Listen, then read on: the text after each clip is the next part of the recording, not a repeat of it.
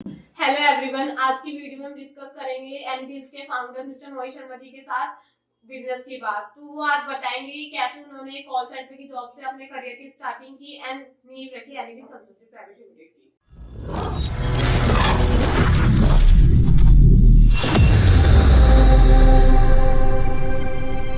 आप सबने एक मशहूर लाइन तो जरूर सुनी होगी कि हजारों मीलों की यात्रा के लिए भी आपको पहला कदम लेना बहुत जरूरी रहता है। तो आज की कहानी एक ऐसे ही एंटरप्रेन्योर की है, मिस्टर मोहित शर्मा जी, जो एनडील कंसल्टेंट के फाउंडर एंड सीईओ दोनों रहे हैं। उन्होंने ना किसी फाइनेंशियल बैकग्राउंड के होते और ना ही कोई उनके पास बिजनेस एक्सपीरियंस था। ऐसा भी नहीं था कि वो एक बिजनेस फैमिली से बिलोंग करते थे, ऐसा कुछ भी नहीं था। फिर इतना कुछ करते हुए भी उन्होंने एक कॉल सेंटर की जॉब से लेकर एनीडील्स की नींव रखी। आज हम उनसे जानेंगे कि किस तरीके से उन्होंने इतना कुछ किया। दोस्तों, यूं तो दुनिया में हजारों ऐसी कहानियां रही है जिसे सुनकर हमें ऐसा लगता है कि अगर उसने ऐसा किया है तो हम क्यों नहीं ऐसा कर सकते। बट एक जो होता है ना कि हमारे आसपास के लोग इतनी सारी बाधाओं को पार करते हुए कुछ कर जाते हैं, तो उससे मिलने वाला हौसलों की एक ऐसी उड़ान भरने वाले इंटरप्रेन्योर और business consultant mister Mohit Sharma ji हमारे साथ हैं। उन्हीं के साथ ही आज डिस्कस करेंगे कैसे उन्होंने एक ऑफिस असिस्टेंट की जॉब से लेकर एक ऐसी कंपनी की नींव रखी जिसे आज हम जानते हैं एनईडी कंसल्टेंट प्राइवेट। नमस्कार मोदी, स्वागत है आपका। तो लोगों के बहुत सारे क्वेश्चन रहे हैं आपसे। सबसे पहला क्वेश्चन तो मैं आपसे ये पूछना चाहूंगी, आप किस बैकग्राउंड से आते हैं? मतलब कि आपका बचपन किस माहौल में गुजरा, कुछ ना होते हुए भी आपने इतना कुछ करने का साहस कहाँ से जुटा दिया? नमस्कार रिया। और मैं सबसे पहले तो एनडील से जुड़े हुए जितने भी हमारे क्लाइंट हैं, कस्टमर हैं और जो हम पे ट्रस्ट करते हैं, सपोर्ट करते हैं, उन सभी का मैं धन्यवाद करता हूँ। क्योंकि अगर वो लोग हम पे भरोसा ना दिखाते तो शायद हम यहाँ तक आज नहीं पहुँच पाते। और किसी भी बिजनेस में ट्रस्ट एक बड़ा फैक्टर है। ट्रस्ट अगर नहीं होता है तो वहाँ पे बिजनेस पॉसिबल ही नहीं करना, सबसे पहली बात।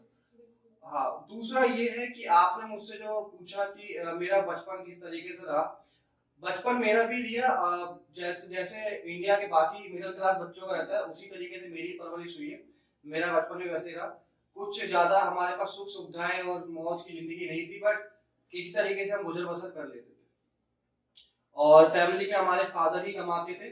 फादर का मेरा इलेक्ट्रॉनिक का छोटा सा वर्क था, उसी से काम चलता था, घर का सारे खर्चे उसी से चलते थे। और फैमिली में मैं, मेरी मदर और छोटा भाई, फादर, हम मिला के 4 लोग थे। छोटी सी फैमिली थी हाँ जी, छोटी सी मिडिल क्लास फैमिली जो आजकल होता है, तो उसी से हमारा सब कुछ चलता है। जी, ये कह सकते हैं कि आपका बचपन भी एक नॉर्मल फैमिली की तरह गुजरा, जैसे मिडिल क्लास फैमिली होती है। फिर आपने इतनी कम उम्र में जॉब करना क्यों मतलब स्टार्ट किया? क्योंकि देखो, आमतौर पे जो बच्चे होते हैं 12th करते हैं, देन उसके बाद ग्रेजुएशन में चले जाते हैं, देन उसके बाद वो अपना कहीं जाके करियर मतलब स्टार्ट करते हैं। तो फिर आपने इतनी जल्दी क्यों की, जब आपके घर में किसी चीज की कमी नहीं थी? मतलब आपने जैसा बताया कि आपका गुजर बसर तो हो ही जाता था। तो फिर बताइए। रिया, जैसे कि मैंने आपको बताया कि उस टाइम हमारी फाइनेंशियल कंडीशन कुछ अच्छी थी नहीं, ठीक है। और काम करने में सिर्फ पापा ही काम करते थे, जिससे हमारी बहुत बहुत जरूरी जरूरत ही पूरी होती थी। इतना कुछ नहीं था कि हम अपनी मनपसंद चीजें खरीद सकें और जो एक वेल सेटल लाइफ जी सके, उतना कुछ नहीं था। बस यही थी, जरूरी जरूरी जो जरूरत होती थी वही पूरी हो पाती थी। और कहीं ना कहीं दिखता भी था कि सिर्फ एक फादर ही हमारे काम कर रहे हैं और बहुत मेहनत करते हैं। मेरे फादर ने बहुत मेहनत करी है हमारी परवरिश करने के लिए। हर कोई ही करता है अपने बच्चों के लिए। तो मैं देखता था, मेरे को बड़ा अजीब लगता था, दुख भी लगता था कि मतलब हम लोग कुछ सपोर्ट नहीं कर पा रहे, क्योंकि हमारी एज उतनी थी नहीं, ठीक है। और फिर हम लोग पढ़ाई कर रहे थे 10th क्लास में। मेरे को ऐसा लगा कि मतलब मैं पास नहीं हो सकता, क्योंकि 11 जब 10th पास करके हम 11 में जाते हैं, हमें पता चल जाता है कि हम किस तरीके से पेपर हमने दिया है या नहीं दिया है। तो हम जो थे लास्ट बेंच में बैठने वाले बच्चों में मेरा नाम आता था, तो उसको अब बैक बेंचर भी कहते हैं। तो उसमें मेरा नाम आता था, तो मुझे लगता था कहीं ना कहीं कि मैं पास नहीं कर पाऊंगा। इसलिए 10th के बाद ही मैंने अपना जॉब एक कॉल सेंटर में शुरू करी। मतलब आपको अपने आप में पूरा विश्वास था? हाँ, मुझे ये लगता था कि मैं पास नहीं हो सकता, क्योंकि पढ़ाई में हम अच्छे थे, बट इंटरेस्ट नहीं रहा कभी भी। मतलब वही है कि चलो जल्दी जल्दी कंप्लीट हो जाओ, आगे बढ़े। हाँ, तो इसलिए बैक बेंचर में नाम आता था। पर मैं पास हो गया, तो मतलब ये था कि मजबूरी में मेरे को 11th 12th से कंटिन्यू करनी पड़ी। हाँ, 11th 12th मैंने मजबूरी में करी, क्योंकि मेरा मन नहीं था। पर घर वालों के दबाव भी हुआ कि चलो 11th 12th कर लेते हैं। रेगुलर से मैंने 11th और 12th मैंने पास करी वहां से। और शायद किस्मत को भी ये मंजूर था कि मैं करूं, तो मैंने किया। उसके बाद फिर मैंने एक कॉल सेंटर दोबारा ज्वाइन किया, और कॉल सेंटर में कुछ टाइम काम किया। फिर एक कंपनी से मेरे को ऑफर आ गया, वहां पे मैंने ऑफिस असिस्टेंट की जॉब से स्टार्टिंग करी। जी, अब ये बताइए कि कि आपको खुद का काम करने का ख्याल कहाँ से आया? क्योंकि देखिए लोग जो होते हैं वो नौकरी करते हैं, नौकरी करते करते वो एक वेल सेटल लाइफ जीते हैं, अच्छी खासी उनकी सैलरी आती है, टाइम पे आना जाना रहता है, तो फिर आपने नौकरी करना क्यों नहीं जरूरी समझा और बिजनेस पे क्यों स्टार्ट कर दिया? दिया, मैं आपको बताऊं कि जिस कंपनी में मैंने 4 साल काम किया, ठीक है, बिजनेस की बारीक नॉलेज जो है वो मैंने वहीं से सीखी। कंपनी तो वैसे एक थी, एक मिडिल क्लास लेवल की, बट एबीसीडी जो होती है ना बिजनेस की, वो मैंने सब वहीं से सीखी, सारे काम। और मैंने वहाँ पे ऑफिस असिस्टेंट की जॉब से शुरू किया, फिर मैंने मार्केटिंग पे भी किया, लीड कैंपेन वाला काम किया, ऑफिस असिस्टेंट के बाद मैंने एचआर वाला काम किया, अकाउंटिंग काम किया, ठीक है, और फील्ड बॉय तक का काम किया मैंने वहाँ पे। तो मैंने सारा कुछ वहाँ से सीखा, मैंने हर नॉलेज ली। मैंने कहा कि कभी भी अगर आपको कुछ करना है ना तो किसी काम को मना मत करो, अगर आपको आगे बढ़ना है, लाइफ में सक्सेस होना, तो मैंने वही पॉइंट से आगे किया। मैंने कभी भी किसी काम को मना नहीं किया, मुझे उससे नॉलेज मिलती गई, मेरे को हर चीज की नॉलेज होती गई, और कहीं ना कहीं मेरा माइंड वॉश हो रहा था कि मैं एक जो जॉब सेटल लाइफ से एंटरप्रेन्योरशिप पे जा रहा था। मुझे ये लग रहा था कहीं ना कहीं कि मैं कुछ अलग करना चाहिए। और उसके बाद कुछ ऐसा रहा हमारे कंपनी के जो थे पीछे, वहां पे मेरे को कुछ छोटी सी चीजें ऐसी चुप गई जो मेरे को वही मेरा टर्निंग पॉइंट हो गई। तो वहीं से मैंने शुरुआत की कि मुझे अब कुछ अलग करना है, मुझे अपना ही करना है, क्योंकि जॉब कितनी भी कर लो पर कभी ना कभी आपको दिक्कत फेस करनी ही पड़ेगी। इसलिए मुझे वही टर्निंग पॉइंट लगा, तो मैंने सोचा जो भी होगा, क्योंकि जब आपको अच्छी सैलरी मिल रही हो, अच्छी पेड सैलरी हो, आपका सुबह जाना है 9:30 6:30 आना है, कोई टेंशन नहीं है, ज्यादा लाइफ की तरह हम भी अपनी लाइफ जी रहे हैं, एक सेटल लाइफ हो गई थी, कोई दिक्कत ऐसी नहीं थी। बट फिर भी मैंने टर्निंग पॉइंट लिया क्योंकि मुझे कोई चीज चुभ गई बस, और वो मैं बता नहीं सकता, बट चुभ गई, उसी से मेरी लाइफ का टर्निंग पॉइंट हो गया। मैं वहीं से अलग ही ट्रैक पे चला गया कि अब मेरे को अपना ही करना है, जो भी करना है। ठीक है मोहित जी, ये बात तो चलो, ये टर्निंग पॉइंट आपका रहा, इसकी बदौलत आज आप एक एनईडी कंसल्टेंट की नींव रखी। बट आपने जब रिजाइन किया था कंपनी में, तो उस टाइम पे आपका कितने लोगों ने साथ दिया, किसने आपको सपोर्ट करा? रिया, जब आप इस तरीके की सिचुएशन में आते हो ना, तो आपके फ्रेंड सर्कल के जो लोग होते हैं, जो रिलेशनशिप में आपके होते हैं या रिलेटिव होते हैं, आपको सपोर्ट नहीं करते। क्योंकि मुझे भी ऐसी प्रॉब्लम फेस हुई, फ्रेंड सर्कल में लोग नहीं करते थे, यार अच्छी खासी जॉब छोड़ दी, अब क्या करेगा, अब कैसे करेगा, ऐसी रिलेटिव के फोन आते थे, क्या होगा घर, क्योंकि घर का ना मैं बहुत मतलब एक तरीके से सारी चीजें मैं ही मैनेज करता था। जब मैंने जॉब स्टार्ट करी तो फिर मैंने सब कुछ मैनेज करना शुरू कर दिया, क्योंकि जब आप अच्छी सेटल लाइफ जी रहे हो और आपके पास एक फिक्स अमाउंट आ रहा है, वो एकदम से आना बंद होगा, तो आपको पता है कि आपकी फैमिली क्या फेस करने वाली है ना।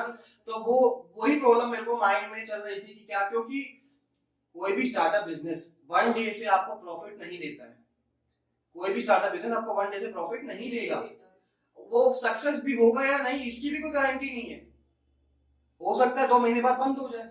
बाकी स्टार्टअप जैसे बंद होते हैं, हमारा भी हो सकता था बंद हो जाए, या नहीं चलता, या चलता तो कब चलता कोई आइडिया नहीं है, पर आप रिस्क लिया, और जब हमारे पास एक सोर्स है इनकम का, वो बंद हो गया, फिर प्रॉब्लम फेस।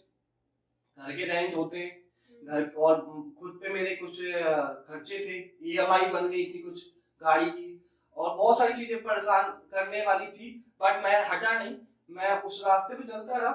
और सिर्फ एक ही बंदे ने मुझे सपोर्ट किया, वो थी मेरी मदर, और मेरी मदर ने मेरे को फुल सपोर्ट किया। जब मैंने जॉब छोड़ी तो मैंने उनको कॉल किया, मैंने बताया उनको कि मैं अब अपना ही शुरू करना चाह रहा हूँ ऐसा काम, तो क्या मुझे करना चाहिए आगे, या मैं कहीं और जॉब करूंगी, मतलब आप बताओ। तो उन्होंने यही बोला कि जो तेरे को सही लगता है तू कर, हम मैनेज कर लेंगे। वो एक अकेली पर्सन थी जिन्होंने आपको सपोर्ट करा। फैमिली तो सपोर्ट करती है, पर थोड़ी थोड़ी टेंशन सबको होती है, फादर को भी होती है कि यार अब कैसे चलेगा, ठीक है, छोटा भाई था और मम्मी थी, मैं था, तो कब करने वाला वही था सब कुछ, तो मम्मी ने ही सपोर्ट किया। मम्मी ने बोला कि जो तेरे को सही लगता है तू कर। अगर वो मुझे उस टाइम ये चीज नहीं बोलती तो शायद मैं आज यहाँ नहीं बैठा। कहीं ना कहीं आपका कहने का मतलब ये रहा कि सबके माइंड में कुछ ना कुछ था, लेकिन एक आपकी मदर थी जिन्होंने क्लियर बोला कि आप जाओ। सबसे पहला भरोसा तो मुझे खुद पे था कि मैं कुछ ना कुछ करके कुछ कर लूंगा, और सेकंड जिसने मेरे को भरोसा किया, ट्रस्ट किया, वो थी मेरी मदर। तो मोहित जी, मेरा अगला क्वेश्चन आपसे ये है कि जब आपने बिजनेस स्टार्ट किया तो इनिशियल बेसिस पे आपको क्या क्या प्रॉब्लम फेस करनी पड़ी? इनिशियल बेसिस पे सबसे पहला जो सबसे बड़ा मेजर इशू होता है फंड, क्योंकि किसी भी स्टार्टअप को अगर आप शुरू करते हो तो पैसा होता नहीं है आपके पास। कुछ सेविंग थी जो हमने जोड़ी थी, मैं और मेरे पार्टनर ने, हम लोगों ने सेविंग कर रखी थी, उसके जरिए हमने अपनी वेबसाइट डेवलपमेंट पे काफी पैसा खराब कर दिया था, ठीक है, स्टार्ट करने के लिए। फिर लीड्स कैंपेन चलाने पे पैसा खराब होता है काफी, और उसके बाद जो होता है टीम मैनेज करना, ठीक है, टीम मैनेज करने पे काफी इशू होता है, क्योंकि लोग आते हैं सीख के चले जाते थे, और तो बहुत फेसेस करने पड़ते हैं चीजों को। सबसे बड़ा मेजर मेरे हिसाब से तो फंड ही है। अगर फंड को आप सही डायरेक्शन से यूज नहीं करोगे, सही तरीके से यूज नहीं करोगे, तो आपको बहुत कठिनाई करनी पड़ेगी, क्योंकि स्टार्टअप को ना कोई भी फंडिंग नहीं देता है।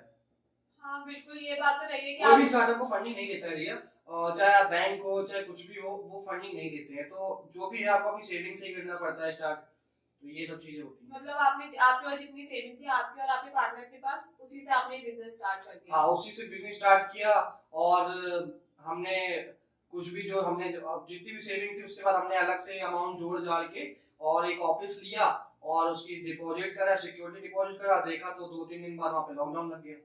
तो वो सारा फंड हमारा एक जगह फंस गया, हम उसको निकाल भी नहीं सकते थे ना छोड़ सकते थे। फिर जैसे ही थोड़ा लॉकडाउन खुलने लगा, फिर मैं और मेरे पार्टनर हम दोनों ही जाके बैठते थे, काम को देखते थे, और क्लाइंट इंक्वायर करना हमें महंगा पड़ता था, क्लाइंट की कॉस्ट बहुत महंगी पड़ती थी हमें, पर हम रुके नहीं, हमने करते रहे, हमने कंटिन्यू किया अपने काम को, और फिर आपने सोचा कि कभी ना कभी कुछ तो होगा। हाँ, कुछ तो हो गई, क्योंकि इतना आगे बढ़ चुके थे कि पीछे जाने का रास्ता ही नहीं था, पीछे हम जा ही नहीं सकते थे, पीछे जाने पे मतलब परेशानियां और बढ़ जाती हमारे लिए, इसलिए हम बैक तो जा ही नहीं सकते थे। और अगर आप आगे एक बार रास्ते पे चल चुके हो, इस रास्ते पे स्टार्टअप करने के, कोई भी नया बिजनेस स्टार्ट करने के, तो उस पर आपको चलना ही पड़ेगा। अगर आप उसको स्टॉप करके या तो फिर दोबारा जॉब करो। बिल्कुल, तो आपने ये सोचा करना तो मुझे बिजनेस ही है उस टाइम पे। हाँ, बिजनेस ही करना है। थोड़ी प्रॉब्लम फेस करनी पड़ी, करी, और बहुत से इशू हुए, कुछ डिले हुई, पेमेंट आगे जाने की थी, कुछ बातें सुनने को मिली, हमने सुना पर उस पर ध्यान नहीं दिया। अगर आप लोगों के कहने पे चलोगे और लोगों की बात सुन के काम करोगे तो आप सफल नहीं हो सकते हो। आपको अपना ही पॉइंट रखना है, और आप किसी की मत सुनो। कोई अगर पीछे पीछे बात कर रहा है आपके, तो उसको इग्नोर करो, क्योंकि मेरा मानना ये है कि बात उन्हीं की होती है जिनमें कोई बात होती है। जी, इतनी सारी प्रॉब्लम फेस करने के बाद क्या सकते हैं, फिर उसके बाद मतलब आपने ये बिजनेस ग्रो कैसे किया? बिजनेस ग्रो, पहले हमने जो गलतियां करी उससे हमने सीख ली, ठीक है। हम पहले क्या करते थे कि हम उन लोगों को टारगेट करते थे, उन लोगों को हायर करते थे जो पहले एक्सपीरियंस जिनको हो पुरानी कंपनी में, ताकि हमें जल्दी सेल मिलना शुरू हो जाए और हाँ, जल्दी और रिजल्ट मिलना शुरू हो जाए। पर वही हमारी सबसे बड़ी गलती थी, क्योंकि वो जो लोग आते थे वो काम सीख के चले जाते थे। उनका रीजन ये था कि उनके ऊपर हम ट्रस्ट नहीं कर पा रहे थे, और वो लॉयल नहीं थे, क्लाइंट लॉयल नहीं है हमारे लिए, ठीक है। तो मैंने फिर उस चीज को ही चेंज किया, हमने फिर फ्रेशर लोगों को हायर करना शुरू किया, क्योंकि कहीं ना कहीं जो बंदा लॉयल है आपके साथ, वो भले आप काम उसको कम आता हो पर वो फ्यूचर में आपको प्रॉफिट जरूर दे सकता है। और जो लॉयल नहीं है वो भले आपको इनिशियल पेज पे प्रॉफिट देगा पर आगे जाके प्रॉब्लम भी फेस करवा सकता है। मतलब आपने अपनी टीम पर काम करना शुरू मैंने अपनी टीम पे काम किया, और आज भी मैं जो भी कैंडिडेट हायर करता हूँ उनको इस पे नहीं करता हूँ, ना उनकी ग्रेजुएशन देखता हूँ, पढ़ाई ना एजुकेशन, कुछ नहीं, बस वो लॉयल रहे और इतना जान लें कि वो सीखना चाहते हो, कुछ लर्निंग लेना चाहते हो, उनका फ्यूचर में गोल हो कि सर हमें कुछ करना है। मैं उन लोगों को टारगेट करता हूँ, मैं कभी भी एक्सपीरियंस पे टारगेट नहीं करता हूँ। आज भी मेरे जितने भी हैं अभी कैंडिडेट, जितने भी हमारे साथ काम कर रहे टीम में, वो अधिकतर लोग अभी जो हमारे साथ टीम में है वो एक्सपीरियंस नहीं है, और ज्यादा उनके पास कोई ऐसी एजुकेशन भी नहीं है कि कोई डिग्री हो, ऐसा कुछ नहीं है। पर मेरा मेन फोकस आता है लॉयल्टी। अगर आप लॉयल तरीके से हमारे साथ काम कर रहे हो तो आप धीरे धीरे सीख जाओगे, और एंड ऑफ द डे आप हमें प्रॉफिट दोगे। तो मोहित जी, मेरा आपसे अगला क्वेश्चन ये है कि बिजनेस में आपके लिए सबसे इम्पोर्टेंट चीज क्या रही है अभी तक? सबसे इम्पोर्टेंट चीज रही है रिया मेरे लिए ट्रस्ट। अगर हम क्लाइंट का ट्रस्ट गेन कर पा रहे हैं, उसे मेंटेन करके रख पा रहे हैं, तो वो सबसे बड़ा फैक्टर है। और क्लाइंट को अच्छी सर्विस देना, और उस जो बिल्कुल कम रेट पे उसको सर्विस देना, अच्छी सर्विस देना। ये नहीं कि अगर 500 का क्लाइंट है तो हम उसको अलग तरीके से ट्रीट करेंगे, 5000 का या लाख का क्लाइंट है नहीं। क्लाइंट सब हमारे लिए इक्वल है, चाहे वो 500 रुपए का हो, चाहे 5000 का हो, चाहे 5 लाख का हो। क्लाइंट को टाइम पे सर्विस देना है, टाइम को टाइम पे अपडेट करना, सबसे मतलब मेरा मेन। आपका कहना है कि सबसे ज्यादा इम्पोर्टेंट ट्रस्ट है। हाँ, हम उसको अगर ट्रस्ट गेन कर पा रहे हैं अपने ऊपर और उसको मेंटेन करके रख पा रहे हैं तो सबसे बेस्ट है। मेरे लिए सबसे इम्पोर्टेंट चीज वही है। तो मोहित जी आपके आगे की क्या प्लान्स है? रिया, आगे के प्लान ऐसे ही है हमारा साफ सीधा कि इस काम को हर जगह पहुंचाना, क्लाइंट को टाइम टू टाइम उनको समझाना कि उनके लिए क्या जरूरी है क्या नहीं है, ठीक है। इंफॉर्मेशन जो भी हमसे बन पड़ेगा हम उनको देते जाते हैं टाइम टाइम पे, और अवेयरनेस फैलाना। दूसरा, इस काम को छोटे से छोटे स्टेट, क्षेत्र, ग्रामीण क्षेत्र, हर जगह पहुंचाना है। मतलब एंड आपको हर एक इंडिया के हर एक कोने कोने में पैन इंडिया काम करना है मेरे को। हर जगह मेरी एक ना एक ब्रांचेस हो या फ्रेंचाइजी हमेशा हो। अभी हम लोग बहुत जगह काम कर रहे हैं, जैसे कानपुर में हमारा चल रहा है, दिल्ली में हमारे दो हैं, और इसके अलावा आगे का फोकस मेरा मुंबई है, और बाकी जो फोकस है अभी वो अभी प्रोसेस में है, तो अभी उसको मैं बता नहीं सकता। बट टाइम टू टाइम अगर आप हमारे से जुड़े हुए हैं तो आपको मिलता जाएगा कि हम कहाँ कहाँ पहुंच चुके हैं।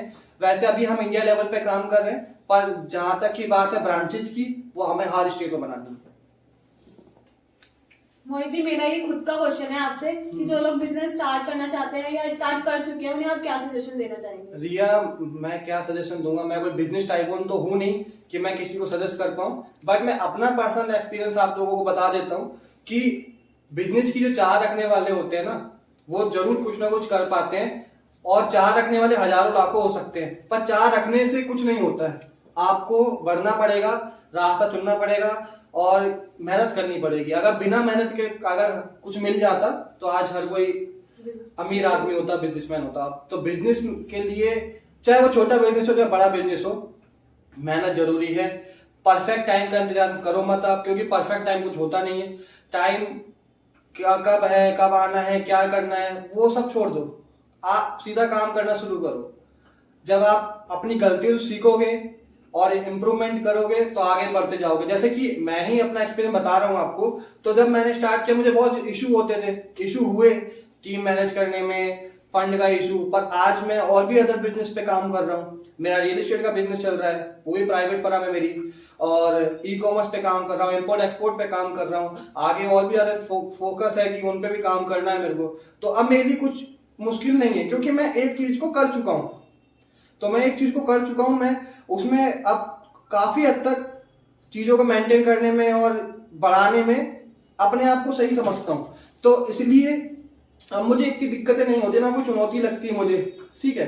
तो जैसे ही मैं आपको बता रहा हूँ कि जब मैंने स्टार्ट किया था तो बहुत सारी प्रॉब्लम फेस हुई, बट अब मैं नए बिजनेस कर देता हूँ, लॉन्च करता हूँ, अब मैं सक्सेसफुल होता जा रहा हूँ, क्योंकि मुझे पता चल गया है कि क्या करना है, कब क्या नहीं करना है। मतलब आपने इतना सब कुछ फेस कर लिया है कि अब आपको कुछ भी कठिन नहीं लगता। हाँ, तो इसलिए मैं यही सलाह देना चाहता हूँ लोगों को, या जो काम करना चाह रहे हैं, स्टार्ट करना चाह रहे हैं, या मेरी वीडियो देख के किसी को कुछ मोटिवेट हो रहा है, कोई कुछ करना चाह रहा है, तो आप सोचो मत कि आपका काम छोटा है या बड़ा है, वो सफल होगा या नहीं होगा, उसमें रिस्क है। देखो, रिस्क हर काम में है, रिस्क के बिना तो कुछ है ही नहीं। एक डायलॉग है बहुत मशहूर कि रिस्क है उसमें इश्क है, तो वही बात हम पे भी लागू होती है। बिना रिस्क के कुछ होता नहीं है। आपको सही टाइम का इंतजार मत करो, जो है जितने भी इक्विपमेंट आपके पास है, जितनी फंडिंग है, आप सही टाइम का इंतजार मत करो, उसको लॉन्च कर दो, और टाइम टू टाइम उससे सीख लो, अपनी गलतियों सीख लो कि आपने क्या गलतियां करी हैं, उसको नहीं करनी। अगर वो गलती रिपीट हो रही है तो आप चाहे कितना भी पैसा बहा दो, आप सफल नहीं हो सकते। जैसा कि आप जानते हो कि आज से कुछ साल पहले जब हमें एक रॉकेट लॉन्च करने के लिए रॉकेट जो सेंटर होता है वहां तक पहुंचने में कितनी कठिनाई होती थी, बैलगाड़ी का सहारा लेके हम जाते थे।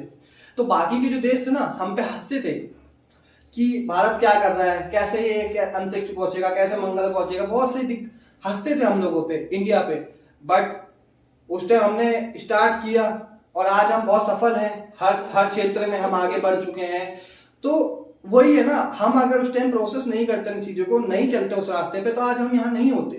तो आपको रास्ता चुनना पड़ेगा और चलना पड़ेगा। लोग हंसते हैं, हंसने दो, लोगों का काम है हंसने का, क्योंकि हंसते वही हैं जो कुछ खुद नहीं कर सकते कुछ, ठीक है। लोग हंस रहे हैं, लोग बुराइयां कर रहे हैं आपको, और मतलब सोच डीमोटिवेट कर रहे हैं बेसिकली कहूँ तो, क्योंकि कुछ लोग होते हैं जो खुद सक्सेसफुल नहीं है ना, वो आपको डीमोटिवेट भी करेंगे।